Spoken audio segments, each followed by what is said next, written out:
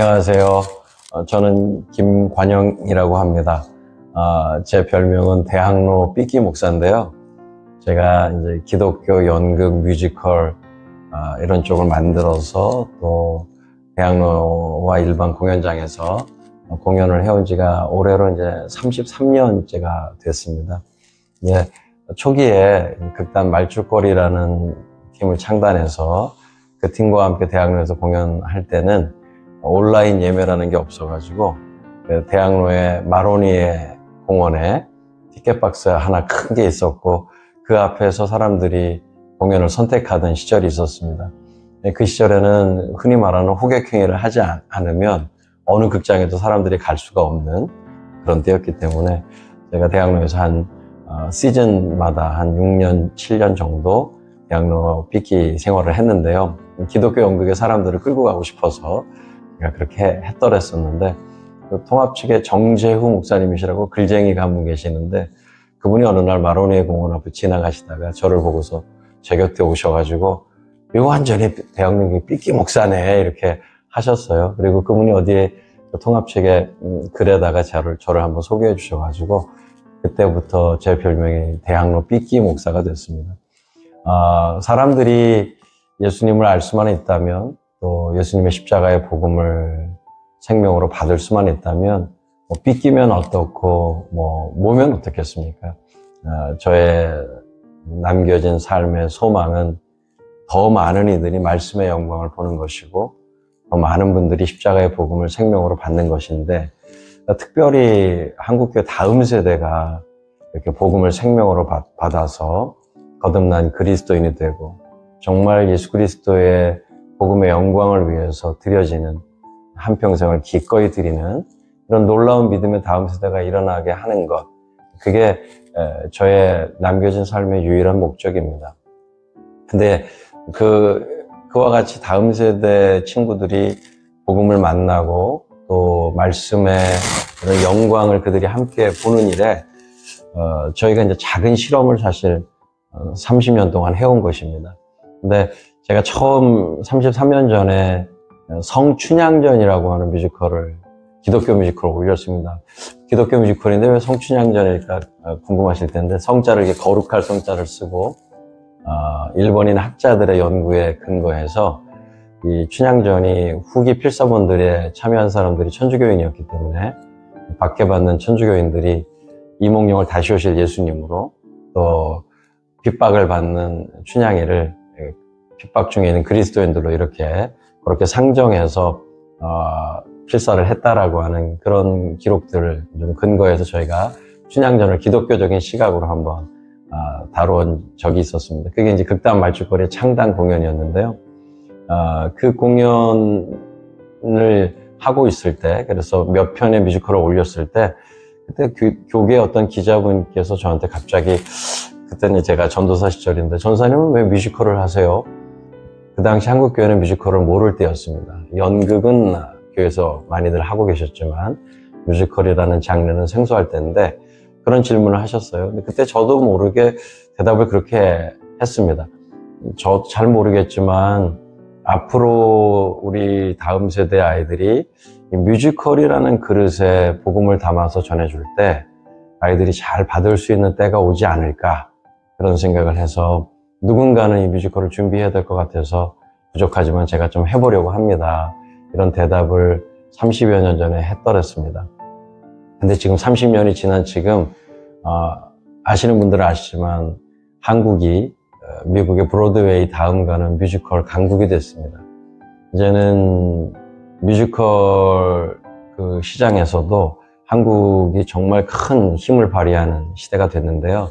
지금 20대, 30대 청년들 그리고 그 밑에 자라나고 있는 세대들은 뮤지컬이라는 장르가 굉장히 친숙해지고 있고 사실은 영화 산업보다도 어떤 면에서는 그 가능성에 있어서는 뮤지컬이라고 하는 이 부분은 굉장히 큰 역할을 할 수밖에 없는 시대가 되고 있습니다.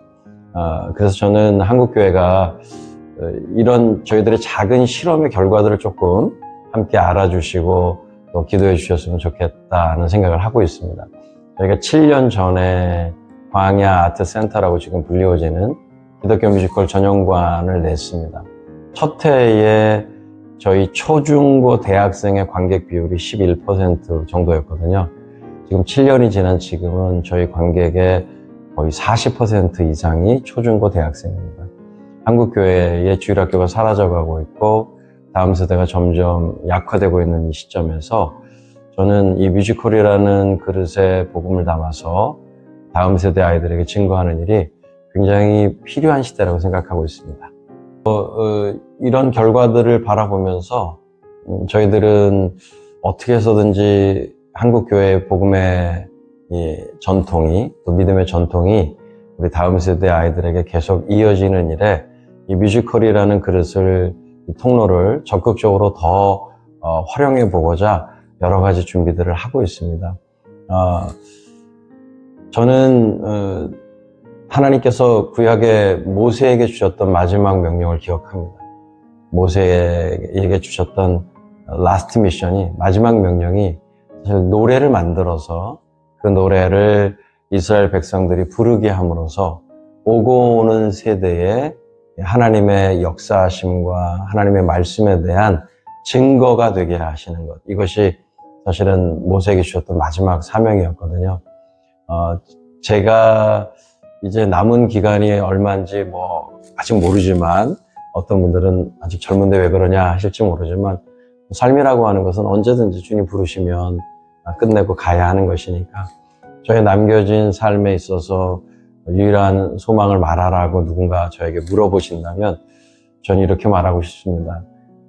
복음을, 그리고 하나님의 말씀을, 그리고 그 복음과 말씀을 생명으로 받았던 사람들의 이야기를 어떻게 해서든지 뮤지컬로 많이 남겨서 우리 다음 세대 아이들이 그 뮤지컬을 계속 반복해서 공연하게 함으로써 말씀과 복음을 잊을 수 없도록 만드는 것, 그리고 계속해서 그 말씀과 복음을 자신들의 생명과 삶으로 살아내게 되는 것, 이것이 제게 남겨진 마지막 사명이라고 저는 생각하고 있습니다. 덧붙여 한 가지를 말씀드리자면, 30여 년 전에 제가 꿈꾸었던 이런 꿈을 지금도 여전히 꿈꾸고 있는 친구들이 여전히 있습니다. 그런 청년들이 여전히 존재합니다. 제가 30여 년 전에 이 일을 시작할 때는 조금 외람된 표현이지만 저에게 롤 모델이 없었습니다. 제가 누구를 따라가야 할지, 사실 이 일들을 어떻게 펼쳐가야 할지 저에게 길을 제시해 주시는 분이 없었어요. 제가 이 사명의 길을 갈 수 있도록 이 사명을 부여해 주신 귀한 통로가 되셨던 저희 담임 목사님은 계셨지만, 제가 실제로 이 문화사역을 어떻게, 문화 선교를 어떻게 감당해야 될지에 대해서 구체적인 길을 제시해 주실 수 있는 롤 모델이 사실 없었습니다. 그래서 제가 30년 동안 이 일을 하면서 주님 앞에 기도해 왔고, 또 제 마음속 깊숙이 간직하고 있는 소원 중에 하나는 적어도 저를 따라오는 저의 후배들만큼은 저처럼 맨 땅에 헤딩하는 일을 시키고 싶진 않다라고 하는 게 저의 또 개인적인 소망이었습니다. 그래서 저는 미력 하나마 제가 걸어왔던 이 30년의 길을 주님께서 사용해 주셔서 오고 오는 다음 세대들이, 특별히 문화사역이라고 하는 공연을 통해서 저와 같이 예배를 섬기고 하나님을 섬기고 또 한국교회와 열방을 섬기고자 하는 이런 저의 사랑스러운 후배들이 작은 기초지만 이 기초를 딛고 일어서서 저하고는 좀 다른 싸움을 할 수 있도록 그렇게 만들어주고 싶은 것이 저의 소망입니다. 그래서 그 후배들에게 어떻게 하면 그 후배들이 이 일을 계속 이어갈 수 있을까 생각해 보면, 사실은 안정적인 창작 기반이 만들어져야 되는데요. 이 기독교 공연이나 뮤지컬들은 사실 투자를 받을 수가 없습니다. 그리고 저희가 대형 뮤지컬들이 지금 350억, 400억 들여야지만 공연이 만들어지는 시대를 살고 있거든요. 근데 저희 기독교 시장 안에서는 그건 불가능한 이야기이기 때문에 현재로서 봤을 땐 소극장 뮤지컬들을 만들어야 되는데, 소극장 뮤지컬들을 만들 때 평균적으로 지금 들어가는 비용이 한 3억에서 5억 정도입니다. 근데 이런 금액들이 좀 탄탄하게 매년 지원될 수 있는 방안을 생각하다가 어쨌든 제가 주님께로 간 다음에 저희 후배들이 이 창작 작업을 계속해 가려면 이런 기반이 필요해서 기도원과 300용사 흉내내가지고, 기도원 아시죠? 기도원이 그 300용사를 데리고 첫 승리를 거둘 때 사실은 칼과 창으로 이긴 것이 아니라 횃불과 항아리라고 하는 일종의 예술적인 퍼포먼스를 통해서 하나님께서 대승을 거두게 하셨거든요. 그래서 제가 거기서 좀 차용해 와서 저희 극장 이름이 광야 아트 센터이기 때문에 광야와 300용사를 모집하고 있습니다. 그래서 이 광야와 300용사의 모집은요, 1년에 100만 원을 묻지마 헌금하시는 겁니다. 언제까지? 주님께 가실 때까지. 매년 100만 원을 아무 조건 없이 기독교 뮤지컬, 기독교 공연이 창작되는 일에 쓰임받도록 100만 원씩 묻지마 후원하시는 분 300명을 모시는 프로그램입니다. 그래서 300명이 다 모여지면 1년에 3억씩이 모입니다. 3억이면 조그만 뮤지컬 한 편씩을 계속 꾸준히 만들어갈 수 있거든요. 저희가 지금까지 제가 30여 년 동안 한 30작품 정도, 30작품 정도를 만들었습니다. 그동안 만들어진 작품 중에 그래도 세간에 좀 알려졌던 작품들은 한국 뮤지컬 대상을 받았던 더 플레이라는 뮤지컬이 있고요. 저희 지금 광야 아트 센터에서 만들어진 작품은 14작품 정도 되는데, 뮤지컬 더 북, 성경이 된 사람들, 롤라드들 이야기입니다. 그리고 뮤지컬 요한계시록, 그리고 얼마 전에 뮤지컬 요한복음, 그리고 저희 지금 광야의 첫 작품은 뮤지컬 루카스라는 작품이었습니다. 네, 지금 현재 광야 아트 센터에 오시면 뮤지컬 아바라고 하는 아주 독특한 뮤지컬을 보시게 되는데요. 구약의 요나 선지자 이야기와 신약의 예수님이 직접 말씀하셨던 흔히 말하는 탕자 이야기, 사실은 기다리시는 아버지가 주인공이시지만 그 두 가지 이야기를 결합시킨 아주 독특하고 재밌는 뮤지컬을 보시게 됩니다. 왜 아바라고 이름을 지었냐 하면 아빠라는 그 아람어거든요. 사실 요나나 누가복음 15장에 등장하는 그 큰아들, 작은아들, 그들의 특징이 뭐냐면 하나님에 대한, 그리고 하늘 아버지에 대한 자신들의 잘못된 선입관을 가지고 있는 것이거든요.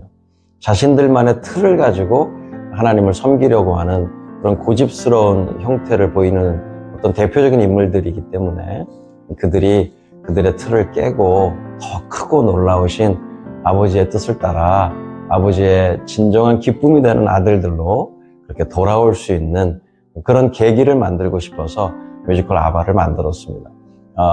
한국교회 지금 가나안 성도라고 불려지는, 하나님을 믿는다라고 말하지만 실제로 교회를 떠난 이런 성도들의 숫자가 200만 명이 넘었다라고 추산들을 합니다.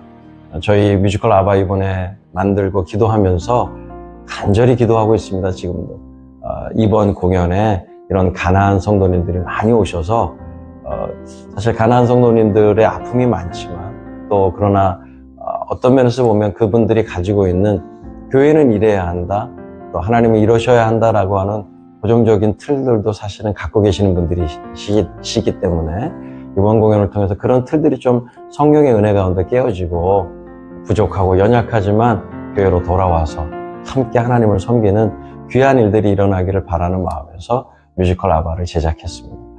이 영상을 보시는 분들께서 기도해 주시고 그런 가나안 성도들 주변에 아시는 분들 꼭 한 분씩 모시고 같이 오셔서 이 공연을 통해서 교회로 돌아오고 또 하나님 아버지의 품으로 더 달려드는 놀라운 계기가 됐으면 좋겠습니다.